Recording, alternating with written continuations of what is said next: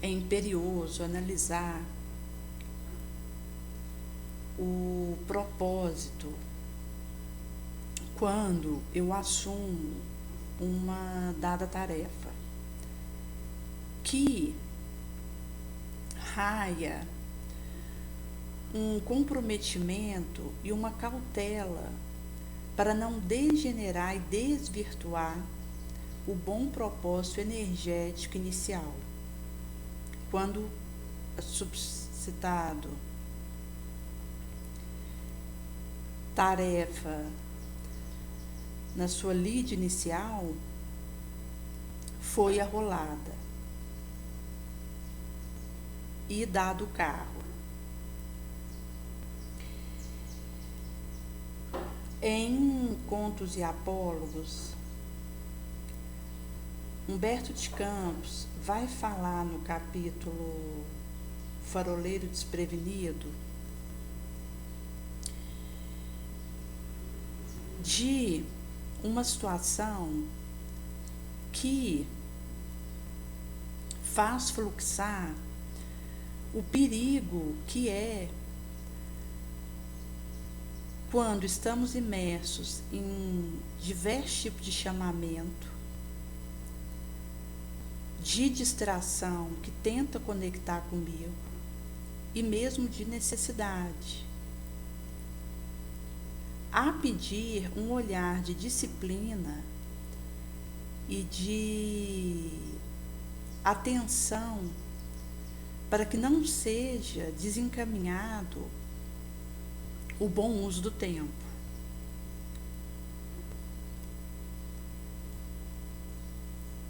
Havia esse suprastado soldado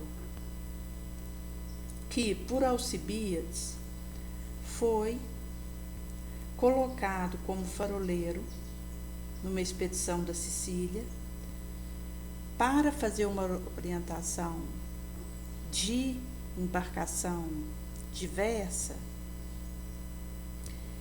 em zona e região de perigo no alto mar. Havia presença, seja de um rochedo pontiagudo que aguardava sem piedade e açoitava a galera invigilante, desprevenida.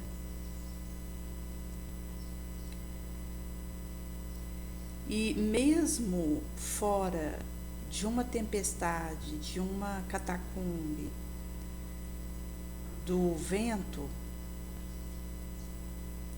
havia o risco de penhasco que destruía embarcação, quebrava. Qual uma ovelha que é levada à região do matadouro e ali dizimada. E havia nesse caminho perigoso, sombrio,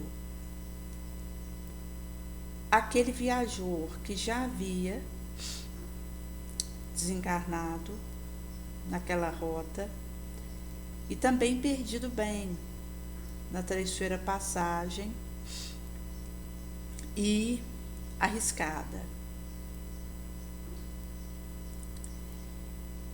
Fala de pescador imprudente, incauto, que não mais pôde voltar depois de passar por ali, o que permanecia como uma incógnita. Daí ele foi situado no farol, que se erguia num desfraldo da costa, e iria alumiar esse caminho equóreo na calada da noite. Foi provisionado óleo puro para o auxiliar, e esse seria mesmo um combate de auxílio a quem transitasse e varasse aquela água escura. Teofrasto deu início ao que lhe foi incumbido sem maior dificuldade e desenvolveu com relativa tranquilidade no crepúsculo que se esvaía, era mantida essa tocha acesa que revelava e indicava a rota a seguir libertadora. E isso se espalhou, seja porque ele havia assumido com desassombro e valor o trabalho, seja porque estava sendo bem-sucedido no que havia sido proposto. Esse bem-sucedimento fez espalhar a notícia entre os vizinhos, conhecidos, que começaram a lhe requerer concessão de óleo para a necessidade diária de cada qual. E foi chegando até ele apelo envolvente, incidente, de toda ordem, de todo local, que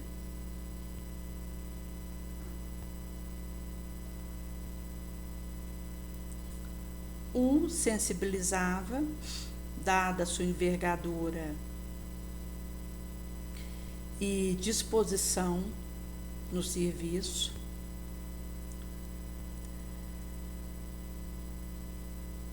A priori veio o Antifon, que era um lavrador e suava na terra, para lhe requestar meio barril do combustível que se fazia necessário para o seu serão na fazenda, na chacrinha que ele tinha. Uma costureira veio lhe rogar a necessidade de 2 ânforas com óleo até o topo para viabilizar o terno de confecção de túnica ali na parte de meximento com pano que ela realizava. Isso além da hora do dia, já entrando noite afora. Eublo, que era um sapateiro, visto que seu pai agonizava e precisava de ajuda, pediu com insistência, vindo a implorar a doação de alguns pratos de azeite, esse óleo importante, para que o genitor fosse atendido e não morresse à escura, ali na situação difícil em que ele estava. Crisóstomo, que atuava na elaboração de unguento e talhava essa fabricação, reclamou 5 potes do supracitado óleo para a manipulação e elaboração de remédio que ele empreendia, encetava. E tinha um negociante, o Porceiro, que requestou certa cota acima do padrão normal desse óleo para sustentar algumas tochas naquilo que ele usava para lumiar onde trabalhava. E assim tantos outros foram se aproximando dele, o Teofrasto, e colocando a sua necessidade e a imperiosidade de receber dele o óleo tão procurado. Fosse afeiçoado da redondeza, proximidade, com aquela voz, aquela abordagem comovente, simpática, necessitosa. E pela ordem que iam chegando na rogativa, ele ia fazendo a distribuição, porque a sua fibra sensível foi tocada por aquelas rogativas.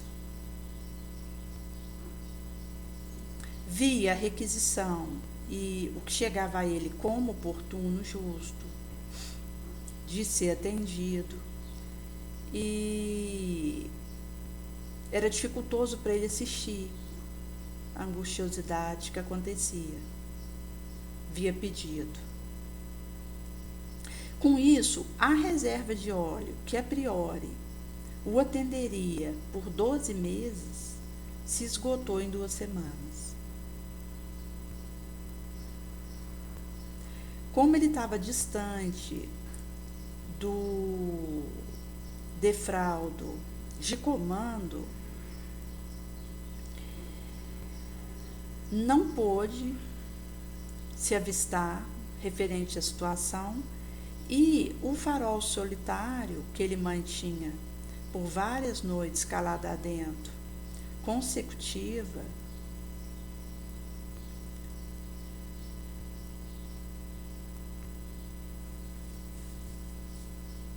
veio a apagar, escureceu de todo, porque o que alumiava esses sítios na maré alta era esse farol solitário que ele mantinha, e as embarcações de todo tipo Matias fez espatifar sobre o duro penhasco, os rochedos que havia ali, e começou uma sequência indébita de prejuízos para a vida daqueles que deambulavam e atravessavam, varando aquele mar. Tanto o pescador, que não retornou ao técnico familiar, tropa prestigiosa na contingência de objetivos nobres, foram engolidos pela água, comerciante que trazia a carta na manga de solução valiosa, importante e inquietantes problemas incógnitas da luta vulgar, humana, e que estavam a fazer essa ponte para trazer e levar essa busca de saída, desceram aflitos aos abismos do mar e foram arrolados goela abaixo a água que os envolvia.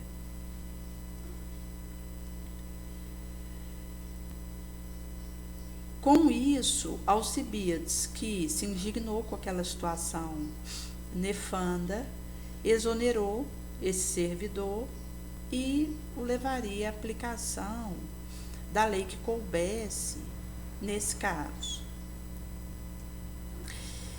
E aqui Humberto ele vai relacionar esse conto, esse apólogo, com o médium, o trabalhador da seara cristã, que quando se incumbe de um trabalho e um caminho onde ele intenta elevação, é um desfraudo de um farol onde vai requerer uma reserva de óleo da possibilidade do cofre divino, que auxilia esse faroleiro para beneficiar quem navega e está exilado aí no caminho expiatório do pleno oceano da experiência, nesse orbe, visto que ele indica o rumo Salvador, o caminho da pedra, vai alertar sobre o rochedo de treva, o subcrostal, o risco divisar um caminho protetivo.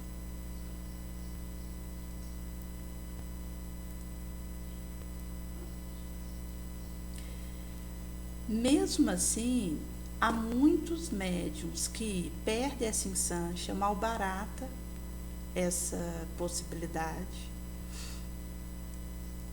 de suor vitorioso, porque se prende de forma indébita em caso somenor, privado, que procede de bagatela, insignificância da vida. Mas esse relato fala de situações em que, mesmo que as diversas requisições que cheguem até mim procedam e não seja uma bagatela, eu preciso selecionar e seguir um caminho com um mínimo de estabilidade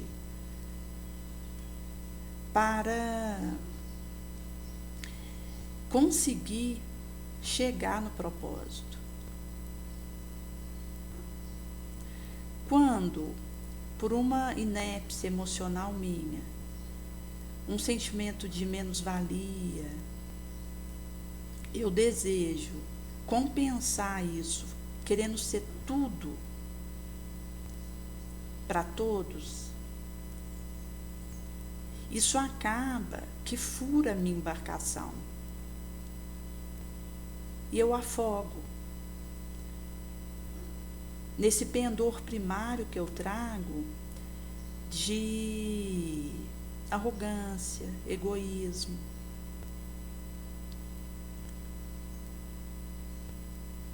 Que vai me insuflar querer um destaque naquilo que eu assuma, querer um retorno, querer o aplauso, o segmento, a curtida, comentário elogioso.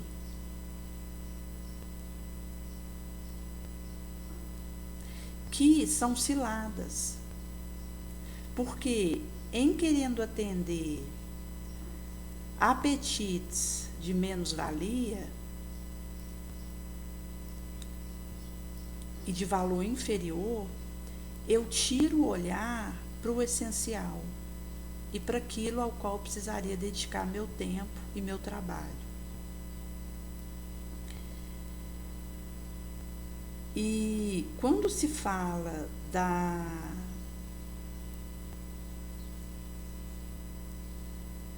experiência de estar aqui nesse corpo de carne, que é um relâmpago na eternidade e que vai ter o seu termo sem aviso prévio,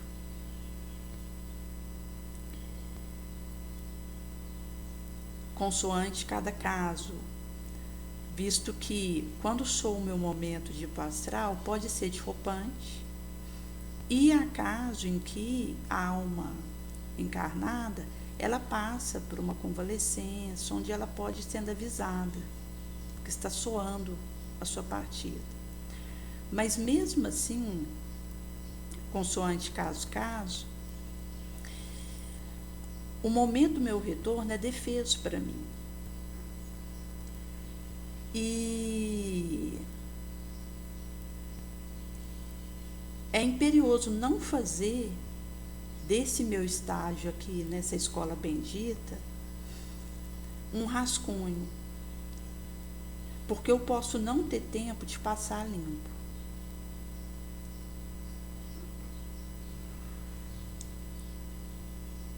Por isso a chamada para aproveitar com um serviço digno, ao qual abraço e sou fiel a ele, é um alerta de todo momento. Visto que iniciar uma tarefa é fácil. O que é desafiador e que vou precisar atender para continuar aquilo que me propus, é não permitir o desvirtuamento da minha energia, da minha proposta inicial elevada e a degeneração da minha força, da minha vibração.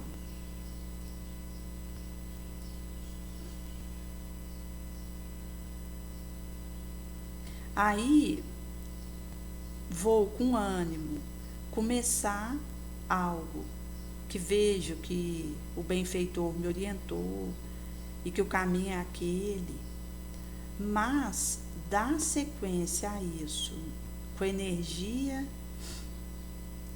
nobre inicial que fez eu arrancar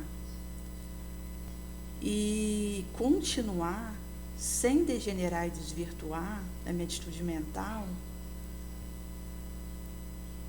é algo que vai exigir de mim essa disciplina.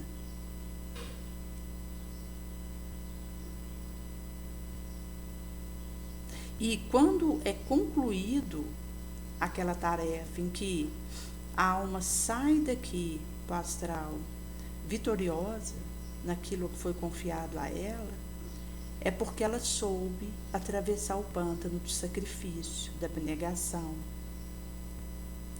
e da renúncia de si mesmo, em prol da causa maior.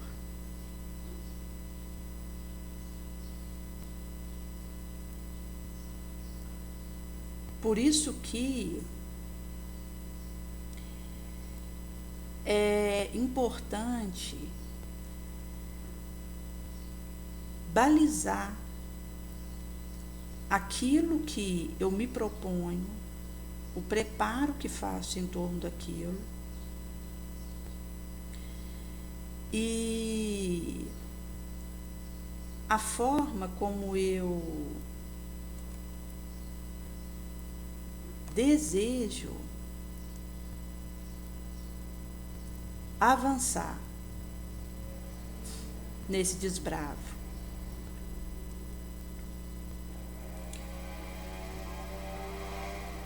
Quando se fala em preparo para poder exercer alguma coisa,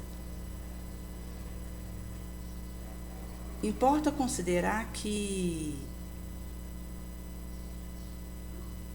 a inteligência e o conhecimento me dá livre-arbítrio e responsabilidade naquilo que me proponho.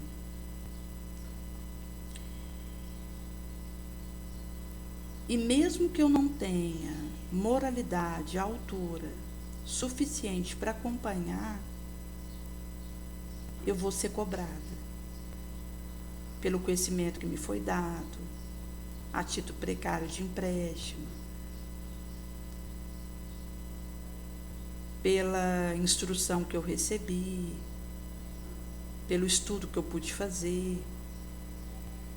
Por isso eu preciso buscar o meu talhamento moral, que me permite essa estabilidade, esse equilíbrio para o bom trabalho. Senão, eu vou me alegar sempre insatisfeita, mesmo estando em contato com a espiritualidade maior naquele trabalho, que me orienta, que me ampara, e vou tomar persistência, perseverança, a conta de fracasso, tédio.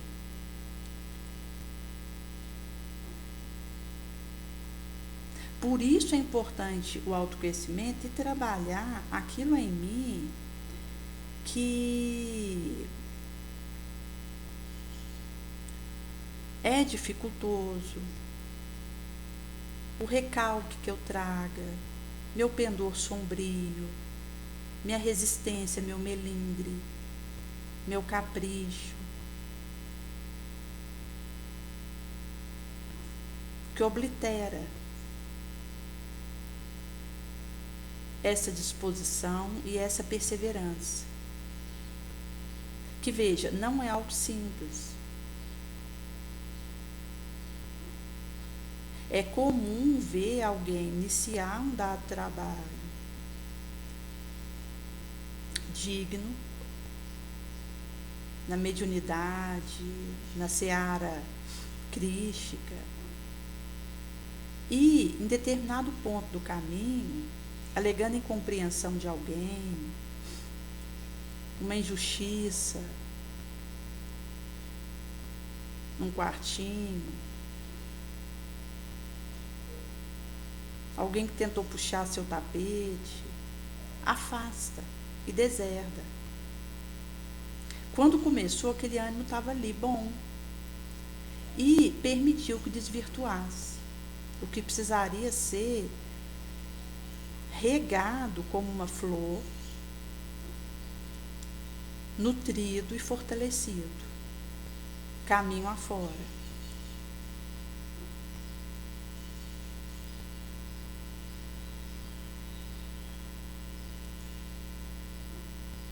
Daí, eu preciso decodificar o sutil, dinâmico em mim, aquilo que é inóspito no meu inconsciente,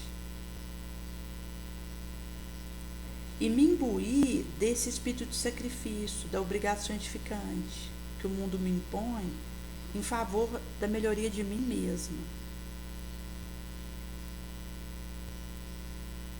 É um albor de longa tarefa que diviniza na agrura, abnegação, suor, sangue e lágrima, que repara, luariza esperança, sobe turbilhão, desesperação, e serve um recanto purificador no meu recesso mal.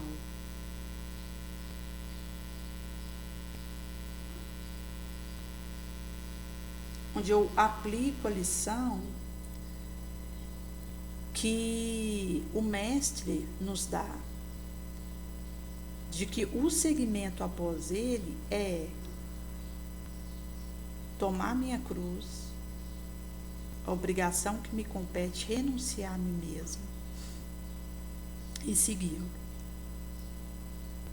Mas o mestre não disse que seria fácil. Ele fala de tomar uma cruz.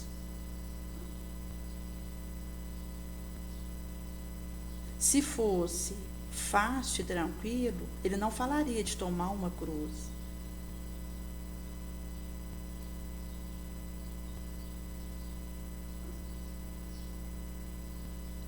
Mas ele enfatiza que o segmento que eu faço após ele, isso vai se expressar no serviço nobre que eu abraço e ao qual me comprometo, e preciso ser fiel, é uma cruz que eu me disponho a carregar com resiliência, valor, e seguir sem olhar para trás.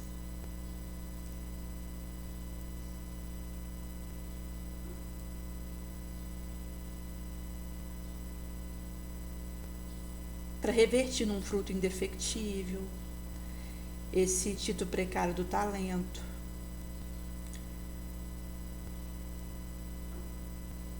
me dá uma visão moral que me tira do aquém, funde metais da força soberana, é um legatário da bênção, onde nesse labor da oficina do esforço, boa vontade, eu reencontro amigos de época morta, um benfeitor, um espírito simpático que vem me auxiliar, para que possa pairar acima de toda contingência como um lírio que nasce do lodo da paixão, um olor suave que perfuma a noite terrestre com a mais divina esperança. Enfeixe um laço com segurança e uma prece comovida que vara a reminiscência milenar e zela a experiência renovadora na linha morredora. Por isso que é preciso cautela para amealhar essa multiplicação do talento. Quando eu chegar do lado de lá, eu vou ser confrontada pelos fiadores da minha volta para a Terra, aqueles que me auxiliaram a vir de novo para cá. Amigo espiritual supracitado, benfeitor, muitos que rentearam comigo aqui, mas que se apressaram na evolução moral e foram para outras vibrações e eu ainda precisei voltar. Mas que zelam por mim, se preocupam com a minha burilamento e se comprometeram, fiaram para que pudesse voltar e me acompanham de alguma forma. Porque se alguém assume riscos para que eu possa voltar para cá, é natural que quando eu volte para lá eu tenha que dar alguma explicação, prestar alguma conta. Porque não foi algo nada por nada. Espíritos assumem riscos, compromissos, fiam mesmo a minha volta para cá, e essa votação de confiança que eu recebi, eu preciso honrar com a minha atitude limpa, crística.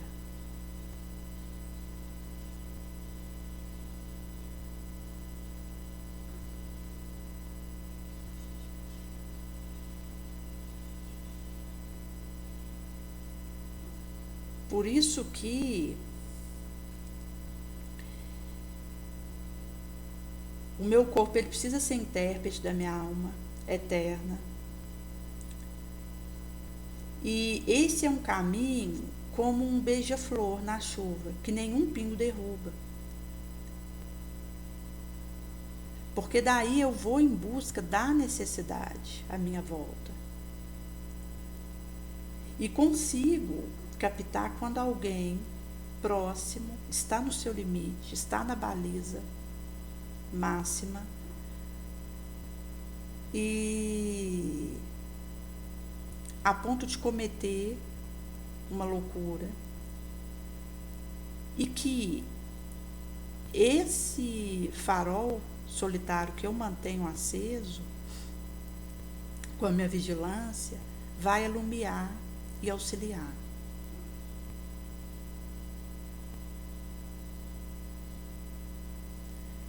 Emmanuel diz que o bem que eu faço em algum lugar é o meu advogado em toda parte. Que no momento em que eu estiver numa situação dificultosa, vai me entender, caso eu esteja nessa vibração do bem, do auxílio.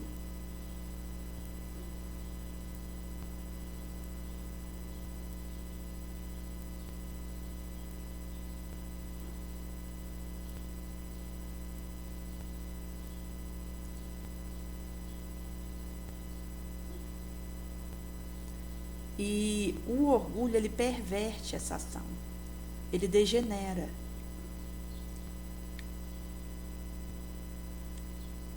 Aquilo para o qual esteja empenhada.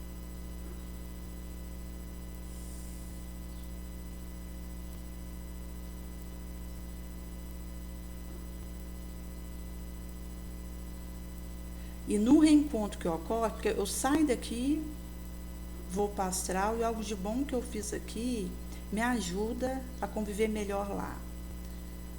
Quando eu volto para cá, algo de bom que eu fiz lá me ajuda no reencontro aqui para ser menos complicado.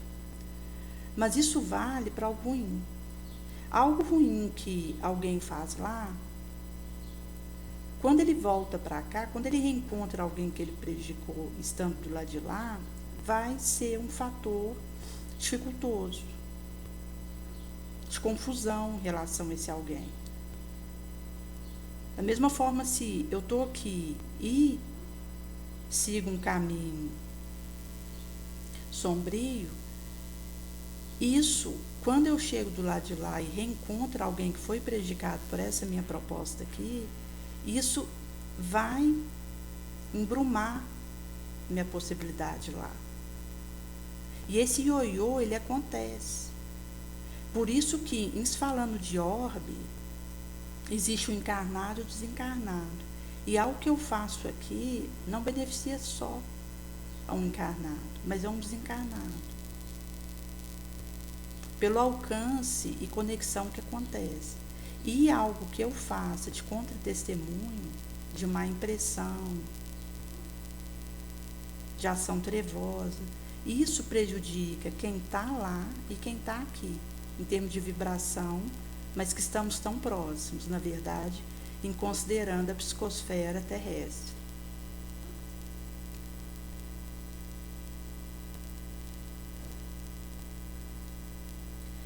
E quando eu procuro seguir esse caminho bom e sou fiel, o reencontro, mesmo que seja complicado, porque é alguém que eu prejudiquei antes de alguma forma, o outro acaba compreendendo que mudei, que não há mais espaço para o desequilíbrio e para a confusão na interação comigo, mas para isso eu preciso estar realmente equilibrado.